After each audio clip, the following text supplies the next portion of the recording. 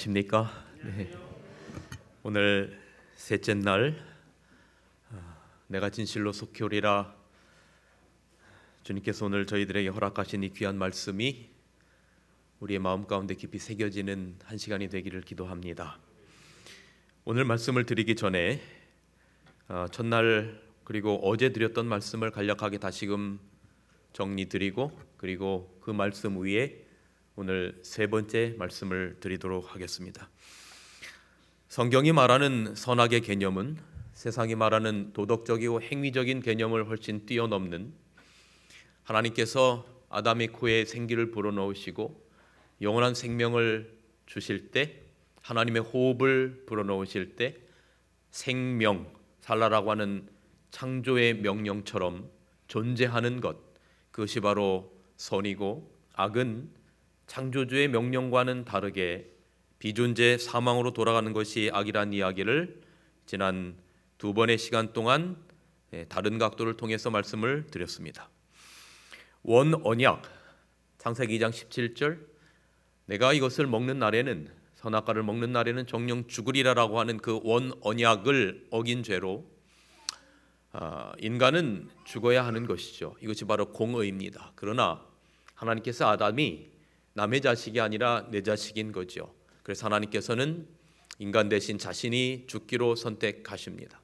그래서 창세기 3장 15절에 약속된 여자의 후손에 대한 약속을 우리는 구속의 경륜이라고 부릅니다. 창세기 3장 15절에 약속하신 여인의 후손은 이 땅에 자식 잃은 부모의 모습으로, 자식 찾으려고 하는 모습으로 오셔서 희생과 헌신의 삶을 사시다 인류의 죽음의 문제를 해결하시고 영생을 주시기 위해서 십자가의 죽으심으로 공의를 이루셨고, 그 십자가는 법이 진행되어야 하는 공의와 내 자식을 죽일 수 없는 사랑이 만난 곳, 바로 그곳이 십자가라는 말씀을 드렸습니다. 구원은 도덕적인 행위가 아니라 하나님의 생명의 옷을 입어야 하는데, 그 생명의 옷은 누구든지 예수 그리스도를 믿음으로 영접함으로 영생을 얻는 것이다 라는 말씀을 드렸습니다. 오늘은 그 말씀 위에 죄와 하나님의 의라는 제목으로 조금 더 구체화시켜서 말씀을 드리도록 하겠습니다. 여러분, 성경에는 죄에 대한 다양한 정의가 기록되어 있습니다. 저희가 보는 구약 성경의 원어인 히브리어에는 죄의 개념을 12가지로 세분화하고 있습니다. 그리고 신약 성경의 원어인 헬라어에는 죄의 개념을 4가지의 개념으로 세분화하고 있습니다. 그래서 우리는 성경 구약과 신약을 통틀어서 죄의 개념들이 16가지의 세분화된 죄의 개념들이 존재한다고 학자들은 말을 합니다. 제가 그 중에 몇 개만 성경에서 말하는 죄의 정의를 여러분들에게 소개시켜 드립니다. 요한일서 3장 4절은 불법을 행하는 것, 죄가 불법이라고 기록하고 있습니다. 요한일서 5장 17절은 의롭지 못한 것이 죄라라고 기록하고 있습니다. 야고보서 4장 17절은 사람이 선을 행할 줄 알면서 행치 아니하는 것, 죄라라고 기록하고 있습니다. 로마서 14장 23절은 믿음으로 쫓아 하지 아니한 모든 것이 죄라고 기록하고 있습니다. 고린도전서 8장 12절은 우리가 형제에게 죄를 지어서 그 형제의 약한 양심을 상하게 하는 것이 그리스도에게 죄를 짓는 것이라고 기록합니다. 예레미야 2장 19절은 우리의 마음 가운데 하나님을 경외함이 없는 것과 하나님을 버리는 것이 악이요 죄라고 기록하고 있습니다. 제가 지금 16가지의 성경의 세분화된 죄의 개념 가운데 몇 가지만 여러분들에게 소개를 시켜 드렸습니다. 여러분들이 스스로 생각하실 때 나는 저 죄에서 자유롭다라고 하시는 분은 제가 굳이 손을 들어보라고 하지 않아도 아마 아무도 없으실 것입니다. 성경은 우리들에게 말합니다. 이 세상에 의인은 없나니 몇 명도 없다고요? 하나도 없다라고 기록합니다.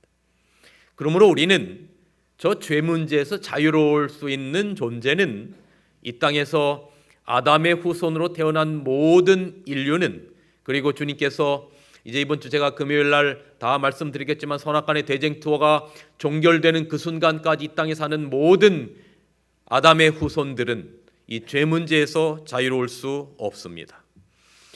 그런데 역사적으로 수많은 사람들이 이 죄 문제를 해결하기 위하여 굉장히 많은 노력을 해왔습니다. 죄 문제를 해결하는 접근 방식 중에 보편적인 것은 이런 것입니다. 특별히 예수님 당시에 바리새인들이 죄 문제를 해결하기 위하여 이런 방식을 썼습니다. 죄 하나하나를 기록해 놓고 그 죄를 짓지 않으려고 하는 굉장히 피땀 어린 노력을 한 것입니다. 여러분 잘 아시는 유대인들의 탈무드에는 바리새인들의 7계층에 대하여 소개하고 있습니다. 첫 번째부터 5번째까지는 죄 문제를 해결하기 위하여 굉장히 아주 심각한 노력을 한 바리새인들의 그룹들을 기록하고 있습니다.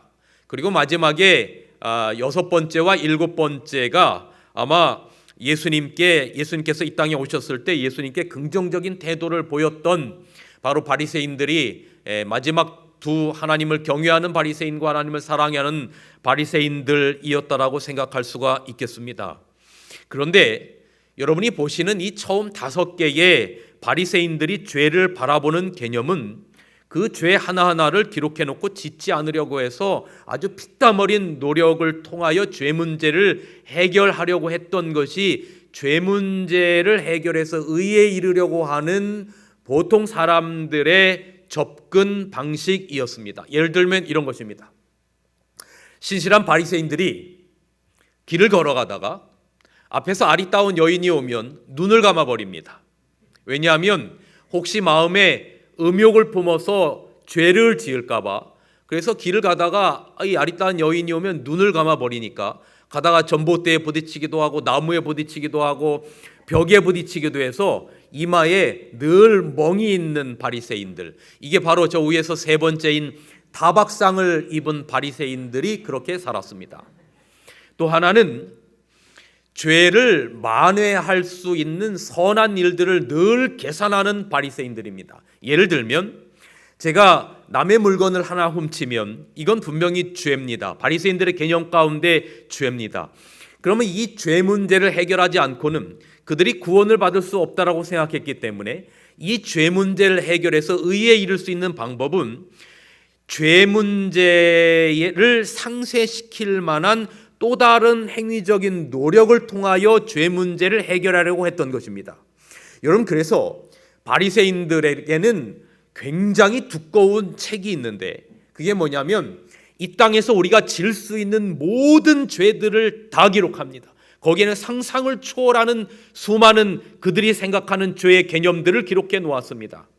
그러면 남의 물건을 하나 훔치면 이 문제를 상쇄될 수 있는 이 반대쪽에 늘 계산하여 저울을 달아보아서 비등하거나 아니면 더 의롭게 될 수 있는 일 행위들을 또 거기에다 적어 놓습니다. 그래서 예를 들어서 남의 물건 하나 훔쳤다. 그러면 이거를 상쇄할 수 있는 것을 사전처럼 찾아서 100만 원을 예를 들어서 교회에다 헌금을 드리면 내가 죄를 지었던 이 문제를 해결해서 죄 문제가 해결되고 의에 이를 수 있다라고 생각한 것입니다. 이것이 바리새인들이 죄를 바라보는 개념이었습니다. 그런데 바리새인들이 간과한 것이 하나가 있는데 그것은 죄가 겉으로 드러나는 도덕적이고 행위적인 면들이 죄의 본질이 아니라는 것을 간과한 것입니다. 여러분, 성경은 우리의 죄의 본질은 아담의 범죄 이후에 바로 본성 그 근원이 부패하게 되었다는 것입니다. 그래서 시편 51편에는 우리가 죄악 중에 출생하였다 그렇게 기록하고 있습니다. 그러니까 여러분, 아담의 범죄 이후에 아담의 모든 후손들은 죄의 영향력 아래서 본성의 타락의 문제에서 해결할 수 있는 길이 없는 것임을 성경과 증언의 말씀은 저희들에게 그렇게 시사하고 있습니다. 그래서 여러분, 인간의 본성 그 근원이 부패하게 되었기 때문에 그로 인하여 우리가 하는 행위들은 자연히 악한 행위일 수밖에 없다라고 하는 것이 성경에서 말하는 죄의 개념입니다.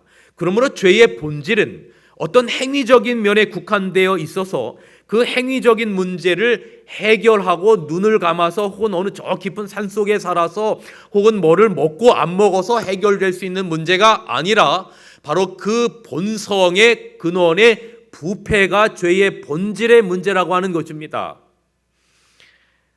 여러분이 앞에 보이는 이 꽃이 무슨 꽃이죠? 할미꽃입니다. 저는 고향이 충청남도 부여군 은산면 은살리 111번지 대도시에서 태어났습니다. 제가 이 정도 얘기하면 대부분의 분들이 웃어요. 왜냐하면 주소를 딱 보면 이게 대도시가 아닌 게 뻔히 보이잖아요. 근데 저희 집은 어릴 적에 기와집이었습니다. 이제 뭐 예전 집들이 다 그렇듯이 화장실이 집 안에 있는 게 아니고 요즘처럼 저 좀 떨어져 있는 곳에 소위 말하는 저희가 뒷간이라고 불리는 화장실이 따로 그렇게 있었습니다. 저녁을 맛있게 드신 분들은 너무 깊이 생각하시면 맛있게 드신 게 잘못하면 올라올 수도 있으니까 너무 깊이 묵상하지는 마시기 바랍니다. 그런데 그 이제 화장실을 쓰기에 굉장히 불편한 점이 많지요. 겨울에는 너무 추워서 힘들고 여름에는 그 안에 생명체가 자라요. 먼저 아시겠죠? 구씨. 그 안에 생명체가 자라는데, 근데 이 생명체가 웬만해서는 농약을 갖다 뿌려도 잘 없어지지가 않아요. 그런데 어느 날 저희 아버지께서 제가 어릴 적에 어디를 갔다 오시더니 뭔가 뿌리를 대량 많이 갖고 왔어요. 그리고 그 뿌리를 다 이께서 즙을 냈습니다. 그리고 그 즙을 그 생명체 위에다가 뿌리니까 그 구더기가 씨가 말라버려요. 그게 뭔가 했더니 할미꽃의 뿌리였습니다. 할미꽃의 뿌리는 생명을 아주 강하게 죽이는 독이 들어 있습니다. 그래서 한방에서는 이걸 백두옹이라고 해서 아주 한의사들이 아주 소량으로 한약 처방을 한다는 이야기를 제가 그냥 듣기만 했고 그게 진실인지는 모르겠습니다. 그런데 여러분, 이 할미꽃은 늘 고개를 숙이고 있다고 해서 겸손의 상징으로 표현되는 꽃인데 그 뿌리는 생명의 씨를 말리게 하는 독이 들어있는 것입니다. 이게 죄의 본질의 문제를 나타나는 것입니다. 여러분, 여기 종로의 계단이라는 책에는 이렇게 기록합니다. 아담은 타락 전에 하나님의 율법을 지킴으로 의로운 품성에 이를 수 있었다. 제가 첫날, 둘째 날 여러분 말씀드린 것처럼 하나님께서 그렇게 설레임과 가슴 벅참으로 아담을 창조하시고 존재 하이라이트를 창조하시고 그 기쁨의 동산, 존재의 기쁨, 생명의 기쁨이 가득한 그 에덴 동산에 그들을 두시고 그리고 그 안에서 정말 행복하게 그들이 모든 것들을 즐기지만 어제 말씀드린 것처럼 하나님께서 원언약 창세기 2장 17절 선악을 알게 하는 나무의 실과는 먹지 말아라. 이걸 먹는 날에는 정령 죽으리라. 그것을 먹지 않음으로 말미암아 하나님의 율법을 지킴으로 말미암아 그들은 영원한 생명을 가지고 살 수 있었습니다. 이게 바로 아담은 타락하기 이전에 하나님의 율법을 지킴으로 의로운 품성에 이를 수 있었다는 것입니다. 그러나 제가 어제 말씀드린 것처럼 그는 그 일에 실패하였고 그의 범죄로 인하여 누구의 본성이 타락되어서 우리의 본성이 타락되어서 이게 로마서 5장의 기별입니다. 아담의 범죄로 말미암아 아담의 옆구리 안에 있었던 이 땅의 모든 인류의 본성이 타락되어서 우리는 스스로 의로울 수 뭐하게 되었다? 없게 되었다. 이게 죄의 본질이라는 것입니다. 그 다음에 여기 각시의 대장초에는 이렇게 기록합니다. 순종을 조건으로 사람에게 약속된 영생은, 불멸은 범죄로 말미암아 뭐한 버린 바 되었다? 잃어버린 바 되었다. 다시 말하면 죄 문제를 해결하기 위하여 바리새인들식의 접근법으로는 그 죄 문제를 해결하여서 의에 이를 수 있는 길은 범죄로 말미암아 잃어버리게 되었다는 것입니다. 그런 건 더 이상 창세기 3장 이후에는 존재하지 않는다는 것입니다. 아담은 자신이 소유하지 못한 것을 그의 후손에게 전해줄 수 없었다라고 그렇게 기록하고 있습니다. 그래서 사도 바울이 이 죄 문제에 대하여 그가 깊이 고뇌 가운데 빠지다가 이 죄 문제를 해결하지 아니하면 의로울 수 없고, 의롭지 않으면 영원한 생명을 얻을 수 있는 길이 없다라고 하는 것을 이 사도 바울이 절실하게 느끼는 것입니다. 그래서 사도 바울이 그 죄 문제로 인하여 고민하다가 그가 탄식처럼 외치는 소리가 있었는데, 그것이 바로 로마서 7장 24절에 오호라 나는 곤고한 사람이로다. 이 사망의 몸에서 누가 나를 건져낼 사람이 있다는 거예요, 없다는 거예요? 없음으로 인하여 사도 바울은 절규하는 것입니다. 인간적인 측면에서 이 죄 문제를 해결할 방법이 없음으로 인하여 사도 바울은 죄의 싹슨 사망이라고 하는 그 선언 가운데 해방될 수 없음으로 인하여 고뇌 가운데 외쳤던 소리가 나는 곤고한 사람이로다. 이 사망의 몸에서 누가 나를 건져내려는 음성이었어요. 인간의 편에서는 그 어떤 노력도, 그 어떤 방법도 이 죄 문제를 해결할 방법이 없어요. 저희 재림교 안에서도 재림교의 역사상 많은 어떤 리더십이 있는 지도자들이 나타나서 이 죄 문제를 해결하는 방식을 이런 식으로 바리새인적인 방식으로 접근했던 수많은 시도들이 있었음을 우리는 알고 있습니다. 어떤 특별한 지역에 가서 그들과 함께 어울려서 어느 한 시골에 가서 모여서 살면 죄 문제를 해결하고 의에 이를 수 있다라고 생각을 한 거죠. 그리고 어떠한 특정한 음식을 먹으면 그것을 인하여 죄 문제를 해결해서 의에 이를 수 있다라고 생각했던 이러한 접근 방식은 죄의 본질의 의미가 무엇인지를 간과한 채 그저 행위적으로 드러나는 것에만 국한을 시키다 보니 바리새인적인 죄 문제를 해결하는 접근법들이 수많은 교회의 역사상 이루어져 왔었던 것입니다.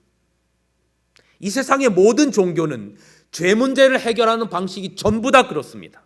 제가 첫날 말씀드린 것처럼 기독교는 생명의 종교고 의의 종교고 존재의 종교고, 그러나 세상의 종교는 도덕의 종교고 노력의 종교라고 행위의 종교라고 드렸던 말씀은 그들이 그러한 노력과 행위로 말미암아 정한 수를 떠놓고 간절히 빌므로 말미암아 그들의 신이 예쁘게 봐져서 그들의 죄 문제를 해결하고 의롭게 구원하게 만들 수 있다라고 하는 이 세상의 모든 종교가 가지고 있는 죄 문제를 해결하는 방식이 바로 이런 방식이었고, 이것들이 교회 안에서도, 심지어는 기독교 안에서도, 심지어는 재림교회 안에서도 이러한 시도들이 꽤 많이 있었다라고 하는 것을 우리는 부인할 수 없습니다. 그런데 여러분, 사람이 태어나서 늙고 병들고 죽는 이 생로병사의 문제에서 다시금 생로병사생, 저 사 뒤의 생은 제가 어제와 그저께 계속 설명드린 것처럼 아담에게 불어넣으셨던 영원한 생명의 호흡인 생인 영생인 것이죠. 그래서 다시금 죽음 이후에 영원한 생명으로 가려면 반드시 해결해야 될 문제가 있는데, 그 문제가 죄 문제라고 하는 것입니다. 왜냐하면 죄의 싹이 사망이기 때문에 그렇습니다. 그런데 이 죄 문제를 인간의 측면에서 할 수 없자 하나님께서 그냥 포기해 버리시면 제일 편한 겁니다. 그냥 아담 하와 포기해 버리시면 돼요. 우리가 힘들 때 그냥 포기해 버리시고 싶은 순간들이 있잖아요. 하나님도 그냥 포기해 버리시면 돼요. 그리고 또 다른 피조물을 만드시면 돼요. 그런데 하나님께서는 어제 말씀드린 것처럼 죄 삭스로 죽어야 되는 그 아담이 남의 자식이 아니라 누구 자식인 거예요? 내 자식인 거예요. 인간의 편에서 이 문제를 해결할 방법이 없자 드디어 하나님께서 일어서시는 거죠. 그리고 어제 말씀드린 것처럼 여자의 후손을 약속하시는데 이걸 로마서 3장에는 하나님의 의라라고 표현합니다. 여기 로마서 3장 23절에 모든 사람이 죄를 범하였음에 그랬어요. 모든 사람이 죄를 범하였음에 하나님의 영광에 이르지 못하더니, 다시 말하면 죄로 인하여 의에 이르지 못하더니 그 이야기예요. 그러나 예수 안에 있는 속량으로 말미암아 하나님의 은혜로 값없이 의롭다 하심을 얻은 자 되었느니라라고 기록하는 것이죠. 하나님의 의로 말이죠.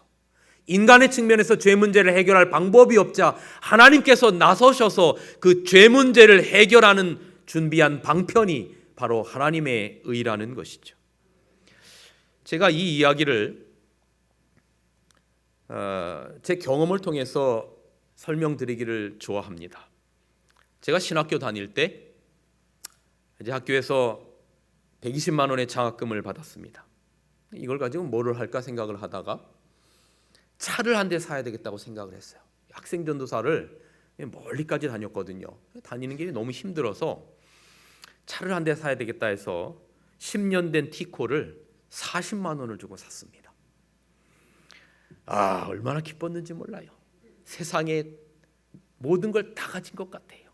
제가 이제 기사 생활을 했는데 저 고향이 이제 저 지방이다 보니까 그리고 이제 저녁만 되면 이제 이렇게 후배들이 제 방을 똑똑똑 문을 두드려요.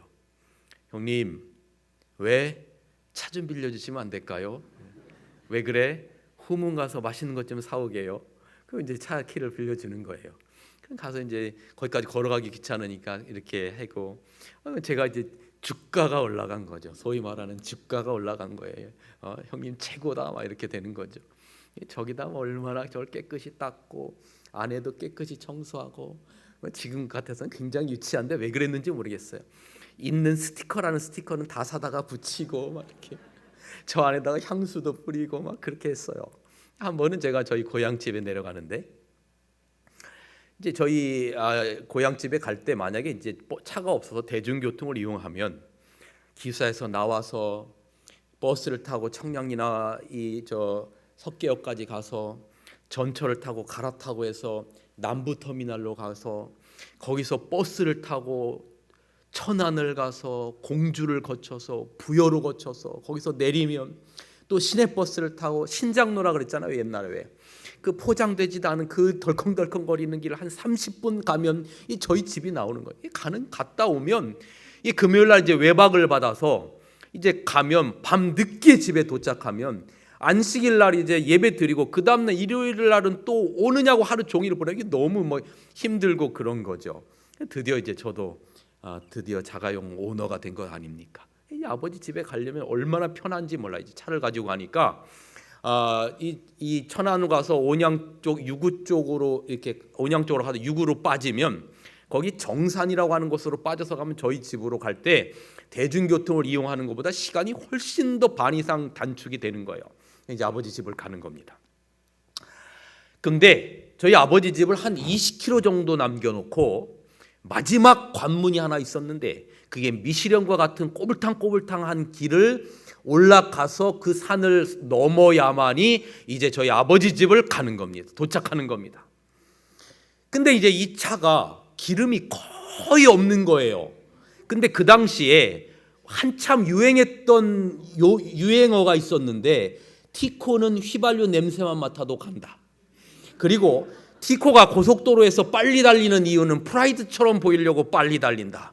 이제 이런 게 한참 유행했던 이런 얘기가 유행했던 때이기 때문에 기름이 거의 바닥이어도 아버지 집까지 가는 데는 문제가 없다라고 생각한 게 저도 들은 풍월로 이게 경고등 옛날에 앵꼬등 그랬죠. 일본 말로 경고등이 들어와도 이거 휘발유 냄새만 맡아도 가는 차기 때문에 적어도 50km는 더 간다는 걸 알고 있었기 때문에 이제 제가 이 그 산맥을 넘어서 아버지까지 한 20km만 더 가면 되기 때문에 집에 가면 기름을 누가 넣어주는 거예요? 아버지가 넣어주기 때문에 이제 제가 기름을 넣지 않고 끝까지 버티면서 가는 겁니다. 근데 이제 드디어 이제 그 고개를 올라가는데 갑자기 이 차가 덜컹 하더니 길 가운데 딱 서버렸어요. 알고 보니까 이 고물차가 경고등도 다 나가버린 걸 몰랐던 거죠.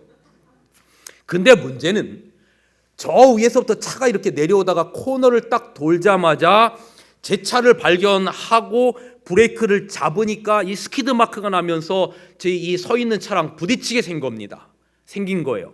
그래서 제가 어떤 생각을 했냐면 이 차를 이제 오르막길에 섰으니까 이 차를 오른쪽 한쪽으로 치워야 사고가 안 나겠다고 생각을 한 거예요.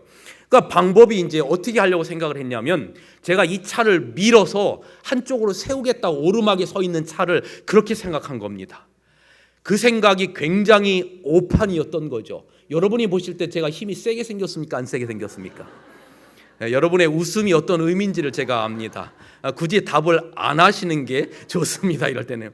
제가 어떻게 했냐면 이제 핸들을 오른쪽으로 완전히 틀어놓은 다음에 이 사이드 기어를 당겼던 걸 잽싸게 풀고 문을 확 열고 그 다음에 빠른 스피드로 문을 딱 닫은 다음에 그냥 두면 차가 뒤로 물러나기 때문에 이제 차 기어는 중립에다 두고 뒤에 와서 티코를 딱 받친 것입니다.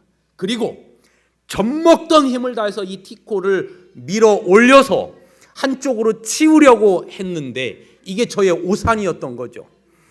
단 1cm도 앞으로 나가지 않고 이 티코의 중력이 얼마나 무거운지 저를 점점 뒷걸음치게 만드는 겁니다. 이 티코의 무게에 짓눌려서 여러분 한 1m, 한 2m만 지나면 천길 낭떠러집니다. 그 순간에 저는 굉장히 깊은 고뇌에 빠졌죠. 목숨을 버릴 것이냐 티코를 버릴 것이냐 이게 문제로다. 아무리 생각을 해봐도 결혼도 안 해보고 장가도 안 가보고 죽기는 너무 억울한 것 같고 그때 총각 때니까 그래서 티코를 버리자 결심하고 제가 옆으로 비켜섰습니다. 이 티코는 제 생각에 의하면 천길 낭떠러지로 떨어져서 이제 터져서 불이 타든지 해야 되는 건데 다행히 이 티코가 딱 굴러가더니 그 끝에 뭔가에 딱 걸리더니 더 이상 굴러 떨어지지 않는 거예요. 야, 얼마나 하나님께 감사한지. 한 10m마다 서 있는 그 가드레일의 중앙 티코 뒤 중앙에 딱 걸려가지고 뒤로 흘러서 떨어지지 않은 것입니다. 이제 차는 한쪽으로 섰겠다. 저 계획은 이쪽으로 세우려고 했는데 반대로 쓰긴 섰지만 한쪽으로 섰겠다. 그 당시 핸드폰도 없던 시절이니까 정말 잽싸게 뛰어 올라가서 그 꼭대기 올라가면 이제 휴게소가 있고 공중전화 박스가 있었는데 공중전화 박스에 가서 아버지에게 전화를 건 것입니다. 아버지 지금 상황이 이렇게 생겨서 이제 아들 죽게 생겼으니까 휘발유 한 통하고 힘센 트럭 한 대 좀 가져와 주시고 밧줄 하나 좀 가져와서 저를 좀 살려주세요. 제가 다급하게 이야기했더니 아버지가 얼마나 급하셨는지 한 15분도 안 돼서 힘센 트럭 하나를 끌고 오셨어요. 아들 아버지 왔다 이렇게 하는 거죠. 그리고 가져온 그 휘발유 한 드럼통을 이 티코에다 열고 넣고 그 다음에 이제 이 트럭의 뒤와 티코의 앞을 끈으로 묶은 채 이제 아버지가 말씀하시는 거죠. 아들 내가 이제 시동을 걸고 1단을 해서 엑셀레터를 밟으면 너도 이제 휘발유를 넣었으니까 시동을 걸고 1단을 해서 그렇게 뛰쳐나오면 되는 거야. 알았지? 드디어 시동이 걸렸어요. 그리고 1단을 넣은과 함께 이 트럭이 정말 강력한 힘을 가지고 이 티코를 끄는 것이죠. 줄이 팽팽해지면서 제가 그렇게 젖먹던 힘까지 다해도 단 1cm도 앞으로 나가지 않았던 그 티코의 중력을 이기고 얼마나 가볍게 정말 이 표현이 새털처럼 말이죠. 그렇게 저를 이 구렁텅이로 빠뜨리려고 했던 이 티코가 얼마나 가볍게 탁 치고 나오는지. 여러분 제가 그때 배웠던 교훈이 하나 있는데 죄의 중력은, 죄의 무게는 우리가 생각하는 것보다 훨씬 더 무겁고 깊고 넓고 높아서 우리가 그 죄의 문제를 해결하기 위하여 아무리 젖먹던 힘까지 다해도 죄의 중력은 우리를 저 깊은 사망의 구렁텅이로 우리를 빠뜨리는 거예요. 이게 사도 바울의 고백이었던 거예요. 오호라, 나는 곤고한 사람이로다. 이 죄의 중력의 무게에서, 이 사망의 무게에서 누가 나를 건져내려라고 하는 울부짖음과 그 고뇌가 섞여 있을 때 우리 아버지 하나님께서 아들 죽을까 봐 그렇게 급히 달려온 저의 아버지처럼 강력한 트럭 한 대를 보내시는데 그게 바로 하나님의 의였던 것이죠. 우리의 죄의 무게와 깊이와 넓이보다 비교할 수 없을 만큼 넉넉히 이길 만큼 강력한 힘을 가진 트럭 한 대와 헬리콥터 한 대를 그분이 보내시는 거죠. 내 자식 구원하시려. 그리고 그분이 이 땅에 오셔서 우리의 죄를 넉넉하게 이길 수 있도록 하나님의 속죄의 공로가 우리를 위하여 흘려졌던 것이죠. 자발적인, 어제 저녁에 말씀드린 것처럼 잃은 자식 찾는 부모의 모습으로 이 땅에 오신 것이죠. 죽어가는 자식들이 있는데 화려한 궁전에 태어날 수 없었던 우리의 아버지 하나님 예수 그리스도께서는 이 땅의 초라한 마구간에 태어나셨던 것이죠. 보기에 흠모할 만한 아무것도 없는, 모든 사람이 바라보지도 않는 그런 모습으로 죽어가는 자식 살리기 위하여 이 땅에 하나님의 의로 오셨던 거죠. 아담의 죽음 이후에 양 한 마리의 죽음으로 인하여 시작되었던 그 양의 죽음은 구약의 수많은 성수의 희생 제사를 통해서 죄 없는 양이 죄 있는 백성들, 죄 있는 인류의 죄를 짊어지고 뒤집어 쓰고 양의 껍질이 벗겨졌던 것이죠. 그리고 바로 그 모든 것들이 표상했던 하나님의 의인, 여자의 후손 예수 그리스도는 이 땅에 오셔서 죄 문제를 해결할 수 있는 유일한 한 가지의 방법이었던 그분의 보혈의 피를 흘리심으로 말미암아 우리를 의롭다 하셨던 것이지요. 여러분, 아담의 범죄 이후에 창세기로부터 말라기의 마지막 장까지 구약의 모든 이야기는 이 땅에 어린 양으로 오실 예수님의 속죄에 대한 표상을 중심으로 기록되어 있는데 그 속죄에는 반드시 피가 있어요. 창세기 3장에 양 한 마리의 피 흘림으로 말미암아 가죽옷이 만들어졌고, 창세기 22장에 이삭을 제물로 드리는, 그리고 숲을 가운데 있었던 임마누엘 하나님께서, 여호와 이레의 하나님께서 바로 어린 양으로 제물로 드려지는 것을 표상하는 그 모리아산의 그 희생 제사, 출애굽 사건의 수많은 양들의 흘렸던 그 피, 성소에서 수많은 짐승들의 제사, 이 모든 피의 희생 제사는 이 땅의 여인의 후손으로 자식 잃은 부모의 모습으로 오셔서 십자가에서 피 흘리신 하나님의 의 그리스도의 보혈을 표상하는 것이죠.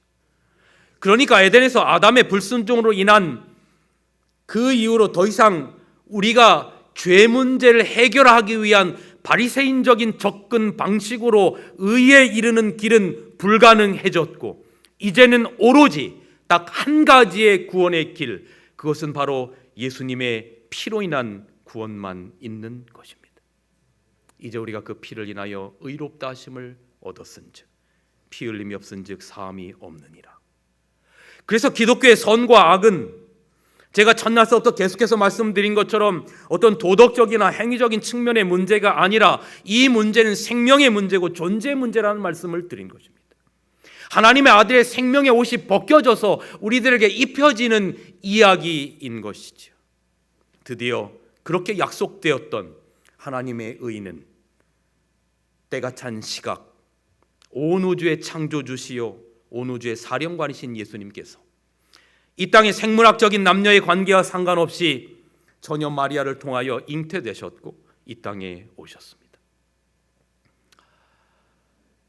말씀이 육신이 되어 말씀이신 하나님께서 말씀으로 온 우주를 창조하신 그분이 육신이 되어서 우리 가운데 거하셨고 이 땅에 구주가 탄생하셨습니다. 큰 기쁨의 좋은 소식이 만방에 전해졌습니다. 그런데 여러분, 성경에 나타나는 수많은 이야기들이 굉장히 신비 가운데 있고 감동스럽고 감격스러운 이야기지만 예수님께서 이 땅에 온 우주의 창조주시오 사령관이신 천사들의 사령관이신 그분이 이 땅에 인성의 모습을 가지고 여인의 태를 빌려서 태어나신 성육신하신 이 사건이야말로 인간의 지성으로는 깨달을 수도 없고 측량할 수도 없는 신비라고 기록하는 것이죠. 세계의 창조주시요 신성의 모든 충만이 육체로 거하시는 그분이 구유에 누운 의지 없는 아기로 나타나셨어요. 우리가 인성을 쓰신 예수님을 바라볼 때 그 속에서 하나님을 뵙고 영광의 광채와 그분의 본성의 형상을 보는 것입니다. 그렇게 예수님으로 말미암아 지구 역사는 두 쪽이 납니다. Before Christ, 기원전, BC 예수님 오시기 전과 그 다음에 아노 도미니 예수님께서 이 땅에 오시고 난 주님의 해 역사는 예수님의 이 땅에 오심으로 말미암아 두 동강이 나면서 BC와 AD로 나뉘어지게 되고 그 예수님께서 이 땅에 실제로 오셨고 사복음서의 기록뿐만 아니라 성경의 기록뿐만 아니라 수많은 고고학들, 수많은 문헌들이 예수님께서 이 땅에 오셔서 하셨던 수많은 행적이 실제임을 드러내고 있는 것입니다.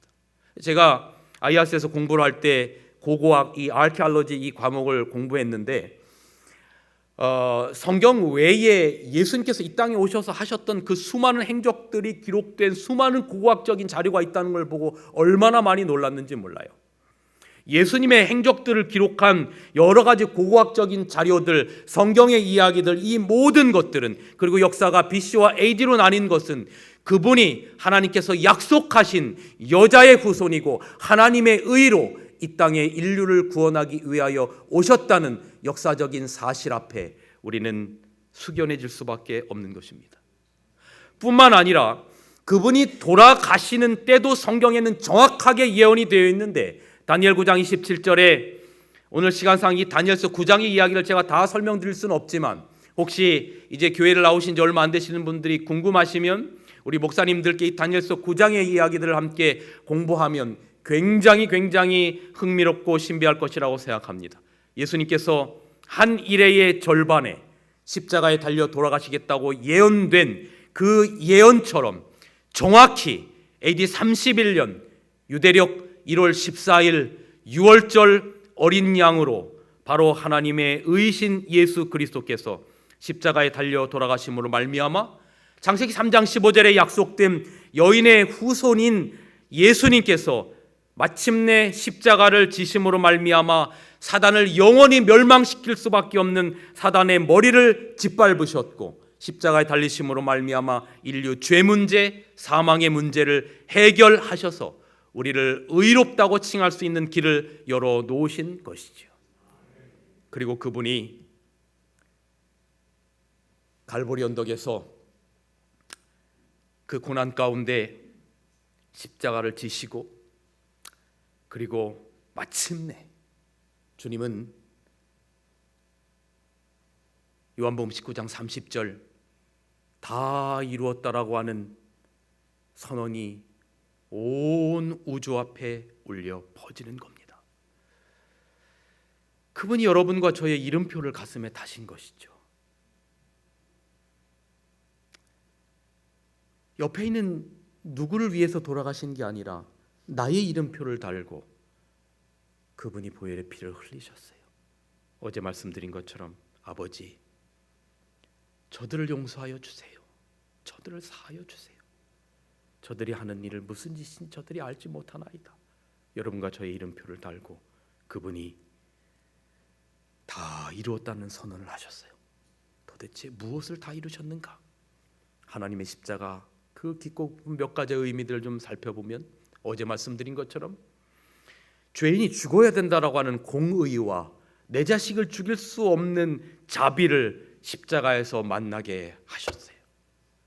여러분, 속죄라고 하는 말인 이 아톤먼트라고 하는 이 말을 우리가 어원적으로 분리해 보면 그 앞에 엣이라고 하는 이제 위치 이 전치사가 있고, 그 다음에 이제 원은 뭐냐면 하나잖아요. 그리고 뒤에 멘트는 뭐냐면 상태를 말하는 어미예요. 그래서 속죄라고 하는 말의 의미가 뭔고 하면 한 곳에 있게 하는 상태인 것이죠. 바로 공의와 자비를 한 곳에 있게 만든 것이 속죄라고 하는 것이죠.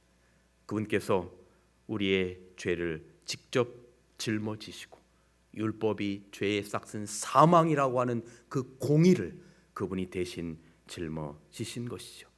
설명드린 것이고, 또 하나는 여러분, 죄는 하나님과 우리 사이를 내었다라고 그렇게 기록하고 있습니다.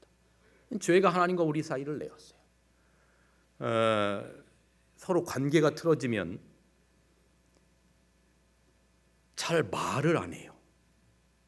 얼굴을 서로 보는 게 굉장히 불편해집니다. 어르신들 계신 앞에서 좀 뭐 송구하지만, 이제 저도 나이가 이제 한 50대 이제 중반 정도 이렇게 가다 보니까 이제는 싸우는 일은 거의 없는 것 같아요. 이제 뭐 아내랑 이렇게 싸운 지가 굉장히 오랜 시간 전인 것 같아요. 근데 이제 예전에 보면 저희 아내랑 이렇게 가끔 어떤 의견 차이가 있어서 다투게 되면 갑자기 저희 아내가 말을 안 하기 시작합니다. 그러면 저는 고향이 충청도 사람인데 성격이 충청도 사람 같지 않아요. 이게 말을 안 하니까 답답해서 견딜 수가 없는 거예요. 그러니까 이제 늘 먼저 미안해, 잘못했어 하는 건, 가만히 제가 지난 이 삶을, 이 결혼 생활을 돌이켜 보면 거의 제 쪽에서 먼저 했던 것 같고, 저희 아내는 일주일이고 말을 잘 하지 않아요. 이게 뭐냐면 서로 관계가 틀어지잖아요. 그럼 이제 서로, 그 부부간에도 그런다 그래요. 이거 TV를 통해서 이렇게 보다 보니까 같은 공간에 사는데도 서로 말을 안 하고 핸드폰으로 서로 밥 먹어, 밥 차려놨어, 뭐 이렇게 주고받는다는 거죠. 예? 그리고 같은 공간에 있으면서도 등을 돌리고 있고. 여러분, 죄라고 하는 게 말이죠, 하나님의 입장에서는 별로 바뀔 게 없어요. 여러분, 우리가 자녀가 부모 앞에 속상한 일을 한다 할지라도 부모의 사랑이 그 자식의 속상한 일로 인해서 부모의 사랑이 사라지거나 없어지거나 그러지 않아요. 속상하다는 것도 사랑하기 때문에 속상한 거죠. 근데 이 죄라고 하는 본질이 뭐냐면 분리시키는 거예요. 그래서 아까 속죄라고 하는 것이 한 곳에 있게 한다라고 하는 개념이지만, 죄는 분리의 개념이에요. 하나님과 우리 사이를 낸 것입니다. 하나님과 우리 사이가 불편해진 것입니다. 제가 금요일 날 이제 그 이야기를 좀 말씀을 좀 드릴 건데, 그래서 여러분, 이 죄악이 너희와 너희 하나님 사이를 내었고 너희 죄가 그 얼굴을 가리워서 너희를 듣지 않으시게 하였다. 그런데 예수님의 십자가는 하나님과 우리 사이를 잇는 가교의 역할을 한 거죠. 다리의 역할을 한 것입니다. 끊어진 다리를 연결시킨 것입니다. 깨어진 관계를 잇는 접착체의 역할을 한 것입니다. 이걸 바로 성경은 예수님께서 하나님과 우리 사이를 화목하게 만드는 제물로 그분이 드려지심이 되었다라고 기록하고 있습니다. 그래서 이 예수를 하나님이 그의 피로써 믿음으로 말미암는 화목제물로 세우셨다라고 기록하고 있습니다. 그 다음에 하나님의 의에 가장 중요한, 오늘 설명드리려고 하는 핵심은 죄의 본성을 속량하셨다는 것입니다. 여러분, 여기 이 말씀 보시기 바랍니다. 하나님의 아들은 우리가 가진 죄된 본성을 속량해 주셨다. 말하자면 우리는 그리스도의 의를 인하여 용서를 받고 마치 한 번도 죄를 범하지 않은 사람처럼 누구 앞에 서게 될 것이다? 하나님 앞에 서게 될 것이다.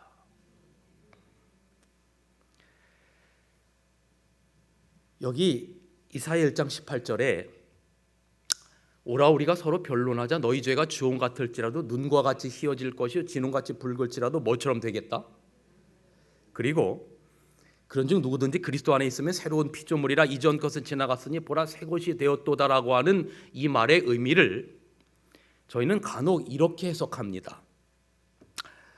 A라는 분이 예수 믿기 전에는 술도 먹고 담배도 피고 정말 망나니처럼 살다가 예수 그리스도를 개인의 구주로 영접하고 침례를 받고 난 다음에는 술도 끊고 담배도 끊고 사람이 착하게 되어서 새로운 피조물이 되었다라고 그렇게 설명할 수 있습니다. 그게 제가 틀렸다는 이야기는 아니고, 그러나 여러분, 이사야 1장 18절과 고린도서 5장 17절의 본질적인 의미는 그런 의미가 아닙니다. 행위적이고 도덕적인 개념이, 그런 삶이 전에는 그렇게 살았는데 침례를 받고 이렇게 변화되었다라고 하는 것보다 훨씬 더 깊은 의미를 가지고 있는 것입니다. 이것은 죄의 본질과 본성의 문제가 예수 그리스도의 십자가로 말미암아 해결되었다라고 하는 의미를 가지고 있는 것입니다. 죄 문제를 해결하기 위하여 바리새인적인 접근 방식으로 해결할 수 있는 것이 아니라, 그 문제를 해결하여 의에 이를 수 있는 유일한 방법은 예수 그리스도께서 흘리신 보혈로 말미암아 우리가 용서를 받고 마치 한 번도 죄를 범하지 않은 사람처럼 하나님 앞에 설 것이다라고 하는 이 증언의 말씀처럼, 우리가 예수 그리스도의 속죄의 공로를 우리의 것으로 받아들일 때 우리는 눈과 같이 휘어지고 양털같이 되리고, 그리고 그리스도 안에 있으면 새로운 피조물이라고 하는 이 말의 의미가 죄의 본성의 문제를 그분의 십자가의 공로로 말미암아 해결하셨다라고 하는 그런 의미를 가지고 있는 것입니다. 여러분, 우리가 이 말씀에 감동이 없다면 그 이유는 죄의 그 무거운 영향력을 알지 못해서 그래요. 여러분, 이 세상에 존재했던, 그리고 현존하는, 그리고 앞으로 예수님이 땅에 오시기 전까지 존재할 모든 인류는 반드시 한 번은 하나님의 심판대 앞에 서게 될 것입니다. 히브리서 9장 27절은 이렇게 기록합니다. 한 번 죽는 것은 사람에게 정하신 것이요 그 후에는 심판이 있으리니. 여러분, 하나님의 거룩한 심판대 앞, 하나님의 거룩한 율법 앞에 섰을 때 그 하나님의 거룩한 율법은 우리의 모든 속속들이 죄악의 목록들을 다 드러나게 만듭니다. 여러분, 제가요, 여러분 앞에서 이렇게 설교할 만한 자격이 있는 사람이 아닌데, 만약에 제가 지금까지 53년 4년을 살면서 지었던, 생각으로나 행위적으로나 지었던 모든 죄들을 만약에 목록에 기록해 놓는다면 여러분, 그 죄 목록의 길이가 얼마나 될까요? 저희 아내가 지금도 어쩌다 한 번씩 하는 이야기가, 당신 때문에 굉장히 서운한 거 있었어라고 하면서 하는 이야기가 이 이야기를 해요. 저는 호랑이 담배 피던 시절 얘기 같은데, 저희 아내는 지금도 그 이야기를 하는 게 뭐냐면, 제가 인준 목사 기간에 저 강원도 인제에서 목회를 할 때 교인들과 함께 방문을 가는데, 저희 아내가 알레르기성 비염이 좀 심해요. 그날따라 이 비염이 터져가지고 재채기가 나고 콧물이 나고 막 난리가 아니에요. 근데 저는 방문을 가면서 교인들이 잔뜩 있는데 제 아내가 그렇게 재채기 나고 콧물하고 하는 게 굉장히 신경에 거슬렸어요. 이제 교인들이 온 초점이 저희 아내에게 맞춰진 거예요. 그냥 뭐 사모님 괜찮아요, 이거 어떻게 해요, 막 이렇게 하는데, 제가 그때 뭐라고 했냐면, 저도 모르는 사이에 지나가는 말로, 집사님들 그냥 신경 쓰지 마세요, 원래 그래요, 그랬어요. 그리고 저는 잊어버렸어요. 근데 그 이야기가 그렇게 서운했다는 거예요. 저는 알지도 못했는데, 아까 말했죠, 죄의 개념 가운데 누군가의 약한 양심을 상하게 하는 것도 그리스도께 뭐 하는 거라고요? 죄 짓는 거예요.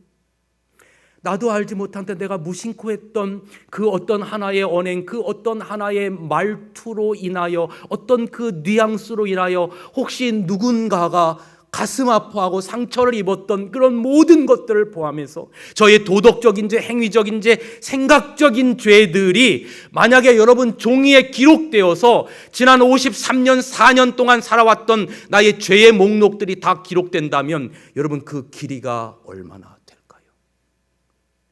하나님의 거룩한 율법 앞에 우리가 서게 됐을 때 유창종이 지었던 그 모든 길었던 죄의 목록들이 얼마나 긴지 하나님의 거룩한 율법은 죄 싹슨 사망의 유창종은 영원히 죽을 수밖에 없는 존재라고 하는 선언이 떨어지는 것입니다. 그리고 그 옆에서 사단은 말합니다. 아버지, 여기 유창종이 어떤 죄를 지은 사람인지 아시잖아요. 그래서 영원한 사망을 받아야 할 사람인 걸 아시잖아요. 영원히 죽어야 될 존재라고 하나님 아시잖아요.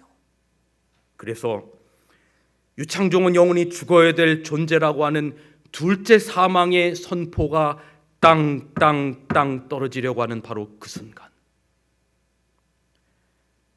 하나님의 의, 우리의 아버지 예수 그리스도께서 그 자리에서 일어나시는 겁니다. 주님, 그리고 하나님의 거룩한 율법 앞에, 하나님의 보좌 앞에 우리 주님께서 못자국 난 손을 드시는 겁니다. 아버지, 압니다. 저희 창종이 어떠한 죄를 지은 사람인 줄 압니다. 얼마나 영원히 죽을 수밖에 없는 죄인인지를 압니다. 그런데 아버지, 나의 피를 보십시오. 그런데 아버지, 나의 이 못자국을 보십시오. 내가 갈보리 언덕에서 그 스산했던 봄날 모든 인류의 죄짐을 짊어지고 십자가의 고뇌로 그 피를 흘리고 아버지 저들 용서하여 달라라고 하는 그 저들 속에는 아버지 나의 기도를 간합하지 않으셨습니까? 그 간합하셨던 저들 속에는 나의 보혈의 피를 개인의 구주로 영접하고 나를 받아들인 저 유창종을 위한 것입니다. 아버지, 저를 용서하여 주시옵소서. 그때 우리의 대언자 예수 그리스도께서 우리를 위하여 중보하실 때 이런 놀라운 선언이 이르게 되는 거죠. 하나님의 아들은 우리가 가진 본성을 속량해 주셨다. 우리는 그리스도의 의를 인하여 용서를 받고 마치 한 번도 죄를 범하지 않은 사람처럼 하나님 앞에 서게 될 것이다.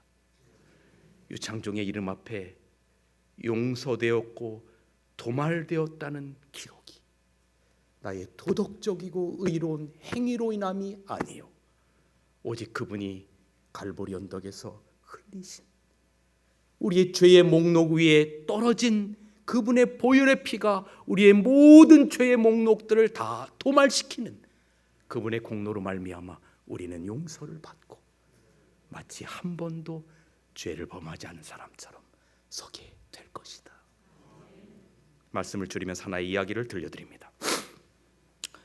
1963년 10월 19일 토요일, 그날 석간신문에는 한 살인자에 대한 이야기가 기록되어 있었습니다. 대대장 군인 가족 5명과 한 명의 가정부를 잔인하게 살인한 사건이었습니다. 그의 이름은 죄수번호 5000번이었던 고재봉에 대한 이야기였습니다. 너무나 배가 고파서 대대장 댁에서 무엇을 먹고 나오다가 가정부에게 잡혔어요. 그래서 이 박중령이라고 하는 대대장이 이 고재봉을 감옥에다 보냅니다. 6개월 감옥 살고 나오니까 애인도 떨어지고 동료도 멸시합니다. 그래서 이 그 감옥에 있는 동안에 다른 동료들이 아니 너무 배가 고파서 그거 좀 먹고 나온 걸 이해하지 못해서 너를 감옥에다 이렇게 넣냐라고, 너 감옥 나가면 그 사람 죽이라고 하도 입버릇처럼 말했는데 이 고재봉이 그것을 6개월 만에 감옥에서 나온 다음에 실행에 옮긴 것입니다. 산속에 숨어 있다가 그 새벽녘 그 대대장 집에 침투해서 도끼자루 하나를 들고 가서 대대장 가족 5명과 한 명의 가정부를 도끼로 찍어 죽였어요.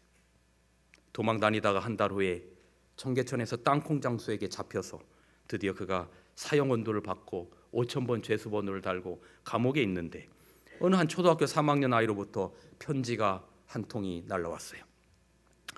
고재봉 아저씨, 사람들은 아저씨를 살인마라 하는데 저는 아저씨 사진을 보니 그렇게 보이지가 않아요. 아저씨가 그런 일을 한 것은 정말 참마음으로 한 것 아니죠? 고재봉 아저씨, 교회에서 배웠는데 예수님 돌아가실 때도 예수님 옆에서 강도가 사형당했대요. 근데 교회 선생님 말씀이 그 강도도 예수님 믿고 구원을 얻었대요. 회개하고 예수님 믿었기 때문이래요. 그러니 아저씨, 이제라도 회개하고 예수님 믿으세요. 저는 친구들과 막 싸움을 했어요. 친구들은 아저씨가 무서운 사람이라고 했어요. 하지만 전 아니라고 해서 싸웠어요. 아저씨, 전 요즘 매일 아저씨가 하늘나라 가는 착한 사람 되라고 기도드려요. 아저씨 너무 슬퍼하지 마시고 저처럼 꼭 기도하고 주무세요. 이 고재봉이 평생을 이렇게 따뜻한 편지를 받아본 적이 없어요. 그 편지를 가슴에 품고 잤다라고 그 책에는, 이 사람의 그 모든 내용들을 쓴 그 책에는 그렇게 기록하고 있어요. 그가 이제 성경을 읽기 시작하는데 주기도문을 어느 날 읽습니다. 우리가 우리에게 죄 지은 자를 사하여 주옵시고 왜 박중영이 그때 나를 용서하지 못했을까? 배가 고파서 그랬는데. 참, 그런데 여러분, 그 고재봉이 그 가족을 다 죽였는데 알고 보니까 6개월 이 감옥 사는 동안에 자기를 감옥에 보냈던 박중영은 다른 데로 전근을 가고 거기에 엉뚱한 대대장 가족이 온 겁니다. 그래서 엉뚱한 대대장 가족을 다 죽인 거예요. 이제 왜 박준영이 그때 나를 용서하지 못했을까? 내가 너무 배고파서 그랬는데 이제 혼자 고민을 하다가 그 감옥에 그 당시 5.16 당시 최고회 의장 비서실장이었던 이인수라고 하는 대령이었는데 교회 집사였어요. 그분에게 이제 이 고재봉이 묻습니다. 이 집사님, 제가 죽인 사람이 여기 없는데 어떻게 하면 용서를 받을 수 있습니까? 그때 그가 예수님께 용서를 구하라고 말해요. 생전 처음 성경이라는 걸 읽기 시작합니다. 그러다가 다른 아이에게 편지가 또 한 통이 날라왔는데 워낙 사회적으로 이슈가 됐으니까요. 이렇게 편지가 날라왔어요. 고재봉 아저씨는 어떤 사람이길래 그렇게 끔찍한 일을 저질렀나요? 나는 아저씨같이 나쁜 일 하는 사람이 싫고 무서워요. 나도 성이 고씨인데 괜히 창피하고 싫어요. 아저씨 좋은 일 많이 해주세요. 꼭 부탁드려요. 이런 편지도 받았어요. 이 편지를 가만히 받고 이 고재봉이 생각해 보니까 평생 선한 일이라고 하는 해본 적이 없어요. 그래서 내가 도대체 선한 일을 하고 싶은데 무슨 착한 일을 할 수 있을까 생각하다가 그가 무슨 결심을 하냐면 전도하기로 결심을 합니다. 그 수기책에 그렇게 기록하고 있어요. 이제 그가 전도하는 내용들이 그 책에 이렇게 기록되어 있습니다. 어느 한 신참 젊은이한테 가요. 야, 너 내 이웃을 내 몸과 같이 사랑해 봤어? 이 신참 젊은이가 무슨 말이지요? 그러니까 야, 임마 너 무슨 말이냐니, 내 이웃을 내 몸과 같이 사랑하라는 예수님 말씀이시다. 제가 들어보긴 했습니다만요. 임마 너 그런 것도 모르니까 여기 들어온 거야. 너 잔소리하지 말고 예수 믿어. 알았어? 그래. 이 고재봉 하면 벌벌 떨었대요. 왜냐하면 간수가 잘하고 한다고 간수의 눈을 손가락으로 찌른 그런 소문이 있는 이 사람이었기 때문에 벌벌벌 떠니까 너 믿을 거요? 안 믿을 거요? 겁나서 이제 믿어야죠. 그렇게 말하죠. 임마 너 젊은 놈이 성경책도 안 보고 기도도 안 하니까 이런 데 들어오는 거야. 나처럼 되지 말라는 뜻에서 믿으라는 거야. 알았어? 예. 너 말만 하고 믿지 않기만 해봐. 내가 다음에 혼내줄 거야. 너 나 누군지 알아? 예, 믿겠다니까요. 옆에 있는 죄수가 웃어요. 저것도 전도는 전도지. 다른 죄수에게 갑니다. 너 예수님 누군지 알아? 하나님의 아들. 야, 임마 너 아는 척하지 마. 너 마태복음 12장 34절에 뭐라고 쓰여 있는지를 알아? 독사의 자식들아, 너희는 악하니 어찌 선한 말을 할 수 있느냐 말씀하셨어. 너 여기서 나가는 날이 얼마 남지 않았는데 예수 믿지 않고 가면 너 여기 또 와. 믿지 못하겠으면 날 보란 말이야. 내가 감방 6달 살고 나갔을 때 예수 믿었으면 이렇게 흉악한 살인범이 안 됐을 거야. 너 그냥 우습게 들으면 안 돼. 왜 쳐다만 봐? 꼭 믿어. 갑자기 어떻게 해요? 너 갑자기가 뭐야? 너 나중에 나 고마워하게 될 거야. 나 감옥에 있을 때 예수 믿으란 놈 하나도 없었어. 만약에 내가 그때 누군가가 나를 예수를 소개시켜줘서 내가 예수를 믿었다면 내가 이렇게 흉악한 살인범 되지 않았을 거야. 여러분, 이런 식으로 5명을 전도해요. 그리고 다른 감방에 가서도 전도하는데 예수 믿으시기 바랍니다. 내가 사형수 고재봉, 사람들은 저를 살인마라 합니다. 수감 짓고 자살하려고 무진 애썼지만 어렵더군요. 이렇게 나쁜 저도 이 성경을 읽고 구원을 얻었습니다. 정말 이 성경이야말로 길이요 진리요 생명입니다. 내가 처음 성경을 읽고 진심으로 주를 믿을 수 있었던 것은 주기도문 때문이었습니다. 여러분, 이 성경을 읽으십시오. 이렇게 감옥에서 전도하는 거예요. 드디어 고재봉으로 말미암아 성경이 감방에 들어가기 시작합니다. 그리고 유가족들에게 철저하게 용서와 회개의 편지를 씁니다. 드디어 마지막 시간이 되었어요. 그는 변화된 사람이었어요. 삶에 살고 싶은 보람이 생겼지만 살고 싶은 욕망마저 양심적으로 포기했어요. 그 유검사라고 하는 사람이 늘 이 고재봉을 면해왔는데 이제 마지막 형을 집행하기 이전에 많은 음식을 가지고 이제 고재봉에게 먹으라고 하면서 면회를 왔는데 고재봉이 하나도 먹지 않고 그 음식을 밀어냅니다. 그때 유검사가 책에 뭐라고 기록하냐면, 고재봉, 자네 먹기 위해 산다 했는데 많이 먹게나. 여러분, 그때 고재봉이 뭐라고 말한 줄 아십니까? 검사님, 내가 먹기 위해서만 살았던 지난 인생을 후회합니다.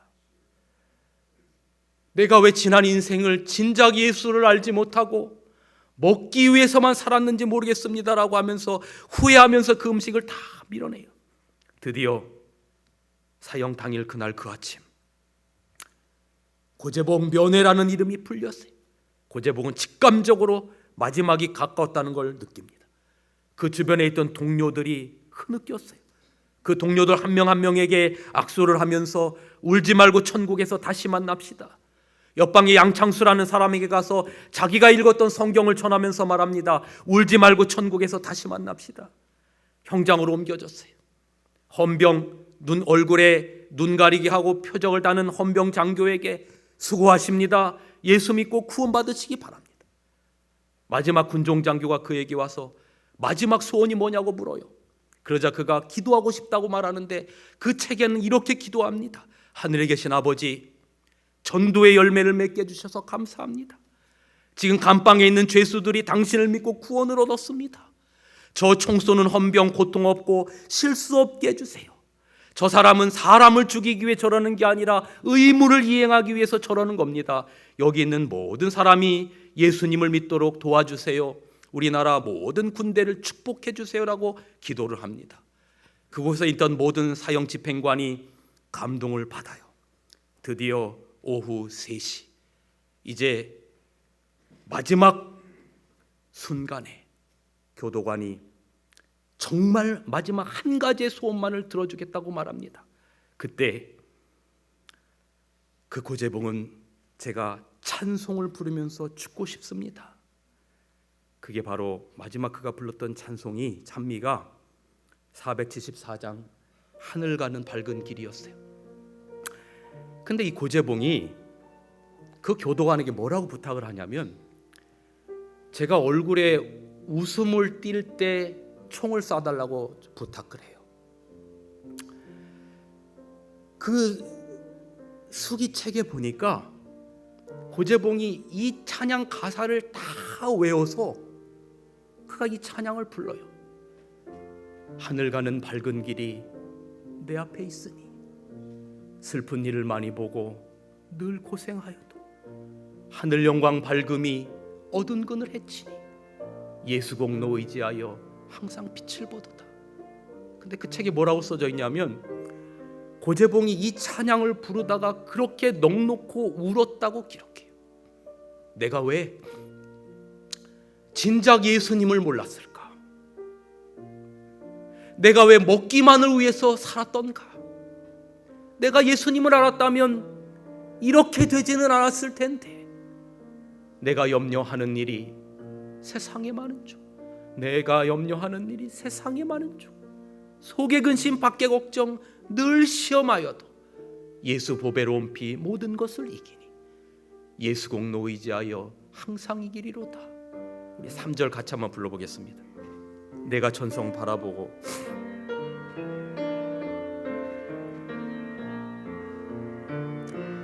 내가 전성 바라보고 가까이 왔으니 아버지의 영광 집에 나 쉬고 싶도다. 나는 부족하여도 영접하실 터이니 영광 나라 계신 임금 우리 구주 예수. 이렇게 통곡하면서 그가 찬양을 부르다가 나는 부족하여도 영접하실 터이니 이 부분에 있어서 그가 찬양을 딱 멈춥니다. 그리고 그렇게 울었던 눈물을 거두고 주님, 나의 모든 죄를 주 앞에 내려놓사옵니다. 십자가의 보혈로 나를 깨끗게 해달라고 기도한 다음에 주님 오실 때 제가 주님을 만나기를 원합니다라고 기도한 다음에 눈물을 싹 거두고 마지막 영광나라 계신 임금 우리 예수시로다를 부르면서 얼굴에 미소를 머금습니다. 총성소리와 함께 그는 형장 이슬로 사라졌어요. 그곳에 대기하고 있었던 차 목사가 고재봉 가까이에 갔을 때 가슴에 피가 흐르는데 그때 그 얼굴에는 기쁨에 가득 찬 웃는 모습이었다라고 말하고 있어요. 여러분, 사단이 우리에게 계속 주려는 마음이 뭔지 아세요? 아이고, 나 같은 죄인이 어떻게, 목사님, 나 같은 사람도 구원받을 수 있을까요?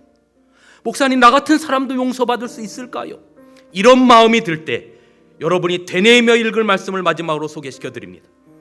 사단이 그대는 죄인이므로 하나님의 축복을 받기를 바랄 수 없다라고 말할 때 그리스도께서는 죄인을 구원하시기 위하여 세상에 오셨다라고 사단에게 말하라. 우리는 하나님께 추천할 만한 것은 아무것도 갖고 있지 못하나 우리가 현재 그리고 항상 말할 수 있는 간구는 예수의 구원하시는 능력을 필요로 하게 만드는 우리의 전혀 무력한 상태에 대한 간구인 것이다. 우리는 모든 자기의 의뢰심을 버림으로 갈바리의 십자가를 바라보고 이렇게 말할 수 있다. 노란 것이 같이 읽어주시겠습니까? 시작. 내 손에는 가지고 갈 아무 대가도 없습니다. 다만 주의 십자가에 매달릴 뿐이옵니다. 아멘. 기도하겠습니다. 하나님 거룩하신 우리 아버지시여, 죄가 우리를 사망의 구렁텅이로 몰아넣지만 죄의 중력이 우리가 감당할 수 없을 만큼 우리를 저 사망의 깊은 구렁텅이로 몰아넣지만 우리를 위하여 흘리셨던 하나님의 아들 예수 그리스도의 속죄의 공로인 하나님의 의는 우리의 죄 문제를 해결하고도 넉넉하게 남을 만큼 강력한 것임을 인하여 주 앞에 감사합니다.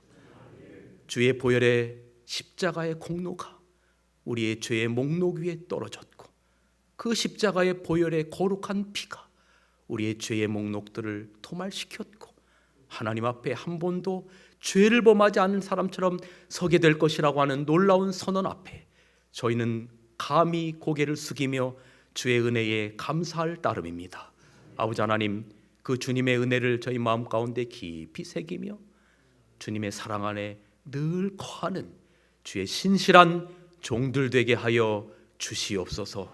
어두운 밤길 돌아가는 길 평안케 하시고 내일 저녁 다시 만날 때까지 하나님 이 밤도 함께하여 주시옵기를 우리를 사랑하시는 예수님의 이름으로 간절히 기도하옵나이다. 아멘.